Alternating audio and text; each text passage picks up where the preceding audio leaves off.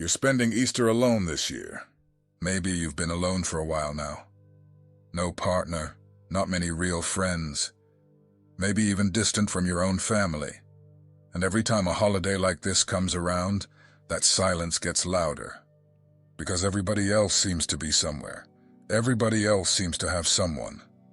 And you're sitting there wondering what's wrong with you. I want you to stay with me for the next few minutes, because I think by the end of this video, you're going to see your situation in a completely different light. Not because I'm going to tell you everything is fine and nothing hurts, but because I genuinely believe that what you're living through right now is not what it looks like from the outside. What looks like loneliness might actually be one of the most important seasons of your entire life. Hey, my name is George. On this channel, we talk about spirituality, personal growth, and faith, honestly. No fake positivity, no empty comfort. Just real conversations about real experiences. If you're new here, welcome. Stick around. And if this kind of content means something to you, consider subscribing. It costs you nothing, and it genuinely helps this channel reach more people who need it. Now let's talk about why you're alone this Easter, and why that might be the most meaningful thing happening in your life right now. Easter is one of those holidays that hits different when you're alone. It's not like a random Tuesday. It carries weight. It carries expectation. There's this cultural image of what Easter is supposed to look like. Family gathered around a table, kids laughing, the smell of food, people who love each other in the same room. And if your reality doesn't match that image, the gap between what you have and what you think you should have can feel enormous. You open your phone and you see it everywhere. People posting their Easter brunch, their family reunions, their kids in matching outfits. And something in you, even if you're not the type to admit it, feels that sting. That quiet, uncomfortable feeling of being on the outside of something everyone else seems to have figured out. And the dangerous part is what your brain does with that feeling. It starts building a case against you. It starts saying things like, you must have done something wrong. You must be too difficult to be around. You must not be lovable enough. Other people have this. Why don't you? That voice is convincing. It's been practicing for years. But here's what I want to propose to you today. What if that voice is lying? What if the reason you're alone this Easter has nothing to do with something being wrong with you, and everything to do with something being right? Something being different. Something being, in the deepest sense of the word, purposeful. Because when you look at the people throughout history who ended up changing things, really changing things, almost all of them went through a season exactly like the one you might be in right now. A season of isolation that felt like abandonment, but was actually preparation. A season that felt like being forgotten, but was actually being formed. That's what this video is about. These are the 7 reasons why chosen ones spend Easter alone, and what that actually reveals about where you are in your journey. The first reason is something that happens gradually, and most people don't even realize it's happening until they look back. When you start growing spiritually, when something wakes up inside you, and you start taking your inner life seriously, your energy changes. The way you show up in the world changes. What you're willing to accept changes. What drains you becomes more obvious. What you need from relationships becomes more specific. And here's the uncomfortable truth. Not everyone in your life is going to grow at the same pace as you. Some people you were close to a few years ago are still in the exact same place. Same conversations, same habits, same patterns. And you've moved. You've changed. And that distance, even if nobody planned it, becomes real. This isn't about thinking you're better than anyone. It's just about the reality that people grow at different speeds, in different directions, on different timelines. And when you start moving toward depth, toward authenticity, toward something real, The people who are comfortable staying on the surface are going to feel that gap and pull back. Sometimes they pull back because they feel judged, even when you're not judging them. Sometimes they pull back because your growth makes them uncomfortable about their own stagnation. And sometimes they pull back simply because you no longer have enough in common to hold the relationship together. Whatever the reason, the result is the same. Your circle gets smaller, and that can feel like rejection. It can feel like loss. It can feel like something is wrong with you because people keep leaving. But here's the reframe. You are not losing people. You are outgrowing situations, and that is not the same thing. Easter, at its core, is about exactly this kind of transition. The old thing has to go before the new thing can come. You can't hold on to both. And the moment between letting go of the old and receiving the new, that moment is lonely. That's the Saturday between Good Friday and Easter Sunday. That's where you are right now. And it's not a mistake. This one is harder to talk about, but it's important. When you develop a certain level of emotional and spiritual depth, you start running into a problem that most people never have to deal with. You can give a lot, but finding someone who can give back at the same level becomes genuinely rare. Think about your own life. You're probably the person people come to when something's wrong. You're a good listener. You pick up on things other people miss. You can sit with someone in their pain without needing to fix it immediately.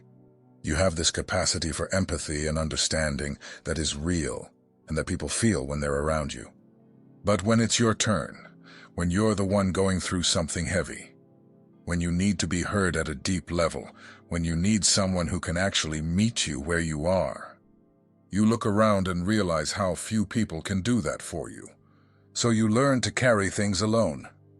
Not because you want to, but because the alternative, trying to open up to someone who isn't equipped to hold what you're carrying, often ends up feeling worse than the loneliness itself. You end up having to manage their reaction to your pain, on top of dealing with your own pain. And at some point, you just stop trying. This creates a pattern where you give a lot and receive very little. And over time, that imbalance is exhausting. During holidays like Easter, when connection is supposed to be at its peak, this dynamic becomes particularly painful. Everyone around you seems to have their people. And you have this deep capacity for connection, you know you do. But somehow real connection still feels out of reach. Here's what I want you to understand, though. The fact that you've developed this capacity for depth is not a curse. It's a preparation. You are being shaped into someone who can hold space for others at a level that most people will never reach. And that kind of person, eventually, will attract other people who operate at that same depth. The loneliness you feel right now is not permanent. It's the gap between who you were surrounded by before and who you haven't met yet. Let's talk about something that doesn't get said enough. A lot of the loneliness that chosen ones experience isn't just about external circumstances. It's connected to something internal. Wounds that were never fully dealt with, that are quietly running the show behind the scenes. And I want to be careful here because I'm not talking about dramatic trauma necessarily. Sometimes the deepest wounds are the quietest ones. The father who was physically present but emotionally absent. The mother whose love always felt conditional. The friend who betrayed your trust at exactly the moment you needed them most. The relationship where you gave everything and got very little in return. The childhood where you learned, early on, that the world wasn't as safe as you hoped. Those experiences leave imprints, and those imprints show up in your relationships in ways you might not even connect to their source. You might find yourself pulling away from people right when things start getting real. You might have this pattern of self-sabotage, where something good is happening, and some part of you finds a way to ruin it. You might struggle to let people in fully, always keeping a little distance, always maintaining an exit, always waiting for the other shoe to drop. None of that is a character flaw. It's a wound doing its job. The wound was created to protect you. The problem is it keeps protecting you even when there's nothing to protect you from. And here's the connection to Easter that I think is profound. The resurrection only happened after the burial. The new life only came after the old thing was fully laid down. You can't rush that sequence. You can't skip the tomb and jump straight to Sunday morning. The isolation you might be feeling this Easter could be the tomb. The place where something old is finally fully dying. The place where the wounds you've been carrying are being brought into the light so they can actually heal. Not just be managed, not just be covered up, but actually healed. That work is not comfortable. It's not pretty. But it might be the most important work you ever do. And it almost always has to happen in solitude. Here's something I want to say directly. You are not alone because you are unlovable. You are alone because at some point, you decided that being alone was better than pretending. That is not a small thing. Most people never get there. Most people are so uncomfortable with solitude that they'll accept almost any connection just to fill the quiet. They'll stay in relationships that drain them. They'll maintain friendships that are completely one-sided. They'll put on a performance of togetherness that exhausts them just to avoid the feeling of being alone. You stop doing that, or you're in the process of stopping. And that takes a kind of courage that doesn't get celebrated enough. But the consequence of having standards, real standards, not pretentious ones, but genuine standards for what you need in a relationship, is that you spend more time waiting. Because the person who can actually meet you at your level, who can handle your depth, who has done enough of their own work to show up as a whole person, who isn't going to run the moment things get real, that person is not on every corner. And this is especially relevant at Easter, because Easter is fundamentally a story about waiting without certainty. The disciples on Holy Saturday had no guarantee that anything was coming. They didn't know there was a resurrection on the other side of the silence. They just had the grief and the quiet and the not knowing. That is one of the hardest human experiences, waiting for something you hope is coming but can't prove. Trusting that the silence has a purpose.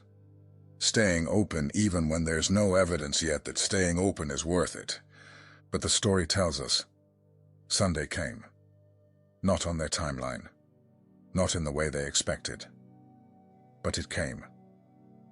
The relationship you're waiting for. The real one. The deep one. The one that will actually match who you are. It's coming. But it can't come to a version of you that hasn't done this work yet. It can't find you if you're still hiding inside a relationship you've already outgrown, or numbing the loneliness with people who don't actually see you. The waiting is not wasted time. The waiting is the preparation. This one connects to the wounds we talked about earlier, but I want to go a little deeper. There is a difference between having been hurt in the past and being controlled by the past, and a lot of chosen ones, without realizing it, are still being controlled by things that happened years ago, sometimes decades ago. It shows up in patterns. You keep attracting the same kind of person. You keep ending up in the same dynamic, just with a different face. You keep finding yourself in situations where you give more than you receive, where you feel unseen, where something promising falls apart in a familiar way. And you start to wonder if it's just bad luck. It's not bad luck. It's an unresolved pattern. And patterns don't break themselves. The painful thing about Easter, about holidays in general, is that they have a way of surfacing everything you've been keeping below the waterline. The busyness stops, the routine stops, and in that stillness, everything you've been avoiding has room to come up. Maybe this Easter alone is not a punishment. Maybe it's an invitation. An invitation to finally sit with the things you've been running from. To look honestly at the patterns in your life and ask, where did this start? What am I still carrying that I don't need to carry? What did I decide about myself, or about people, or about love, based on something that happened a long time ago? And is that decision still serving me? Those are not comfortable questions, but they are the right ones. And the answers to those questions, if you're honest enough to find them, can change the entire trajectory of what comes next in your life. I want to talk about preparation, because I think it's one of the most underrated concepts in spiritual life. We live in a culture that is deeply uncomfortable with process. We want the result now. We want the relationship now, the breakthrough now, the answered prayer now. Waiting feels like failure. Silence feels like absence. And a holiday spent alone feels like proof that something went wrong. But almost every significant story of transformation, in scripture, in history, in the lives of people you probably admire, involves a period of hiddenness before the emergence. A period where nothing seems to be happening on the outside, but everything is being rearranged on the inside. Moses didn't just wander in the desert for 40 years. He was being remade. The man who came out of that desert and stood before Pharaoh was not the same man who fled Egypt. Something happened in the silence and the solitude that could not have happened any other way. The same is true for you. This season you're in. Even if it looks like nothing from the outside, even if it feels like you're falling behind while everyone else is moving forward. Something is happening. You are being strengthened in ways that aren't visible yet. You are being prepared for a weight of purpose that your previous self wasn't ready to carry. The crucifixion looked like the end of the story. To everyone watching, it looked like defeat. There was no visible sign that anything good was coming.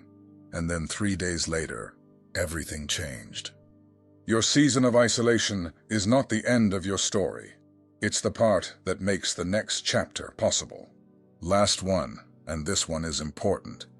You carry a depth that most people around you haven't developed yet. And that depth, as much as it is a gift, creates a very real challenge when it comes to relationships. You see through things. You notice the subtext in conversations. You feel energy shifts in a room before anyone has said a word. You ask the kind of questions that make people stop and actually think. You don't do small talk well, not because you're antisocial, but because small talk feels like wasted time when there are real things to talk about. And a lot of people experience that as pressure. They're not used to being seen that clearly. They're not used to conversations that go past the surface. And without meaning to, you create an environment where pretending becomes difficult, where the masks people wear start to feel uncomfortable. So they pull back. Not because you're too much, but because they're not yet enough. They haven't done the work yet. They're not in that place yet. And instead of leaning into the discomfort and growing, they choose distance. That's not your failure. That's the gap between where you are and where they are. The people who belong in your life, the real ones, will not run from your depth. They will recognize it. They will meet it. They will be relieved to finally be around someone who doesn't need them to pretend. But you have to stop making yourself smaller to keep people around who were never meant to stay. You have to stop dimming your depth to avoid making people uncomfortable. Because every time you do that, you move further from the people who are actually looking for exactly what you are. So here's what all of this adds up to. You're spending Easter alone because your energy changed, and the people who couldn't match it fell away. Because you've developed a depth that very few people around you can meet. Because you carry wounds that are asking to be healed in the silence. Because the connection you actually deserve takes time to find, and you refuse to settle for less. Because the past still has patterns that need to be broken. Because you are in a season of preparation for something significant. And because your depth, your realness, your refusal to stay on the surface, those things are not flaws. They are the very things that make you someone worth knowing. Easter Sunday only means something because of what happened on Friday. The resurrection only lands because of the crucifixion. And none of it would be a story worth telling without the Saturday in the middle. The silent day, the uncertain day, the day when no one knew what was coming. You might be in your Saturday right now, and I want you to know, that day has a name. It matters. It's not a mistake, and it doesn't last forever. Sunday is coming. If something in this video hit home for you, if one of these reasons describes something you've been feeling but couldn't quite put into words, I want to hear from you. Drop a comment and tell me, which of these 7 reasons resonated most with where you are right now? I read the comments. Every one of them. And those conversations are honestly what make this worth doing. If you want to support the channel, the link is in the description. Even a small contribution makes a real difference in keeping this kind of content going. And if you're not subscribed yet, come on, you know what to do. See you in the next one.